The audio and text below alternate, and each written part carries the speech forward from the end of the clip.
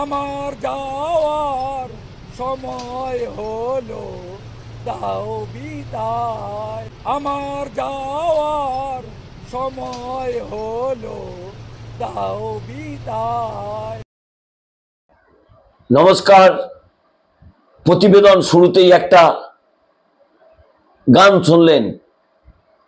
সঙ্গীত শিল্পী বিরোধী দলনেতা শুভেন্দু অধিকারী। এই গানটি কিন্তু সংবাদ মাধ্যমে অত্যন্ত ভাইরাল। সোশ্যাল মিডিয়ায় লক্ষ লক্ষ মানুষ সার্চ করছেন, এই গানটি শুনছেন।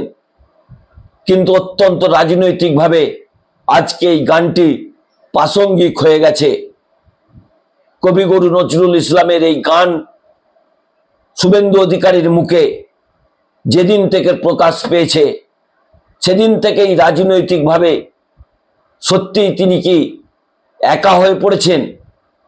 অত্যন্ত নিঃসঙ্গ এবং একাকী দেখাচ্ছে বিরোধী দলনেতা শুভেন্দু অধিকারীকে। এখন রাজনৈতিক মহলে প্রশ্ন উঠছে, কি ভবিষ্যৎ শুভেন্দু অধিকারীর? ভারতীয় জনতা পার্টিতে আর কতদিন তিনি থাকতে পারবেন? না, তিনি থাকবেন। কারণ তিনি ভারতীয় জনতা পার্টি ছাড়লে কেন্দ্রীয় এজেন্সি ইডি এবং সিবিআই খাঁচা খুলে বসে রয়েছে। তাই ভারতীয় জনতা পার্টি তিনি ছাড়তে পারবেন না। তিনি কি তৃণমূল কংগ্রেসে ফিরবেন? না, সেখানেও তার দরজা বন্ধ। তাহলে তিনি কি কংগ্রেস করবেন? না, যে সাম্প্রদায়িক মন্তব্য তিনি এতদিন পর্যন্ত করেছেন সেখানেও তিনি যেতে পারবেন না। তাহলে তার রাজনৈতিক ভবিষ্যৎকে আবার পূর্ব মেদিনীপুরের সমবায় রাজনীতিতে প্রবেশ করবেন।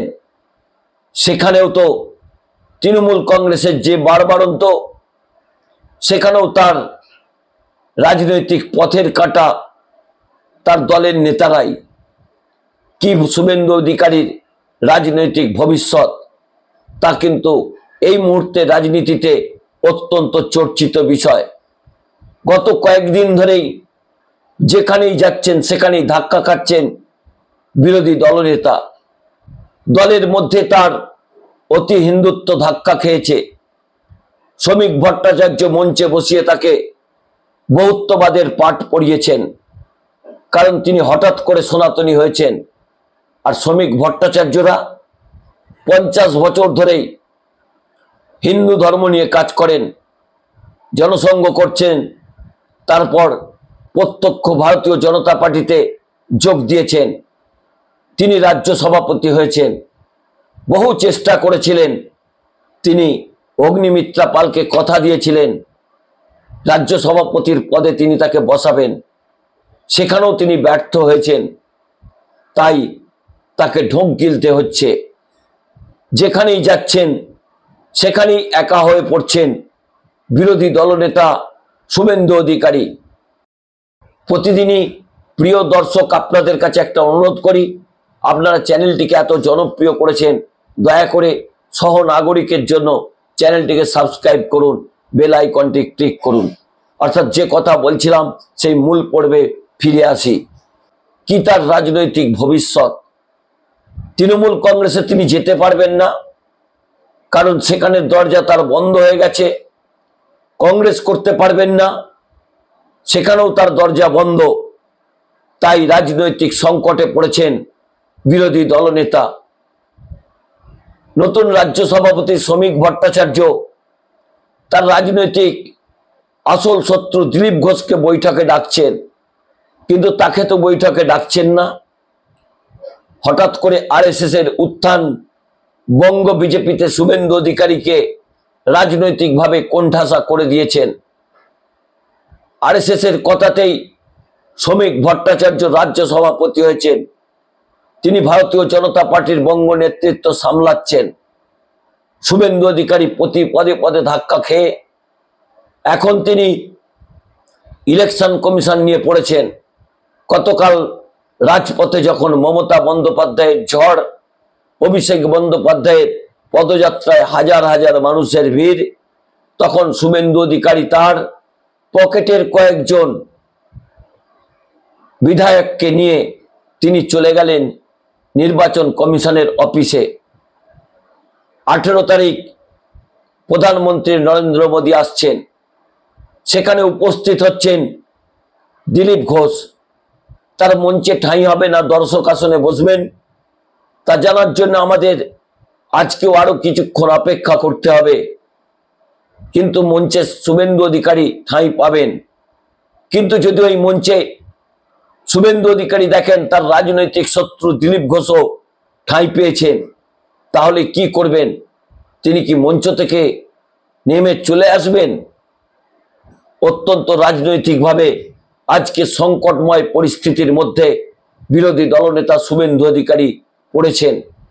এতদিন পর্যন্ত তিনি সুকান্ত মজুমদারকে কাঠের পুতুলের মতো ব্যবহার করেছেন। নতুন রাজ্য সভাপতিকে তিনি ম্যানেজ করতে পারছেন না, কারণ রাজ্য সভাপতির পিছনে রয়েছে আরএসএস এর ইন্ধন। তিনি বলেছেন ভারতীয় জনতা পার্টিতে পুরনো নেতাদের গুরুত্ব দিতে হবে, পুরনো নেতাদের কথা শুনে চলতে হবে।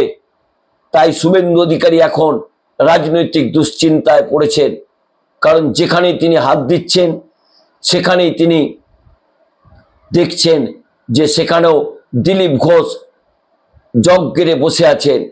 তাই তার কাছে এখন রাজনৈতিক সংকট কাটিয়ে ওঠাই সবচেয়ে বড় গুরুত্বপূর্ণ। শুভেন্দু অধিকারী গত কয়েকদিন ধরেই সুকান্ত মজুমদারকে কাঠের পুতুলের মতো ব্যবহার করে 24-এর লোকসভা নির্বাচনে তার পছন্দের 18টি প্রার্থীকে তিনি টিকিট দিয়েছিলেন। একটি প্রার্থীকেও তিনি জেতাতে পারেননি। তিনি চেয়েছিলেন তার প্রিয় পাত্রী অগ্নিমিত্রা পালকে সভাপতি করতে, তাও তিনি পারেননি।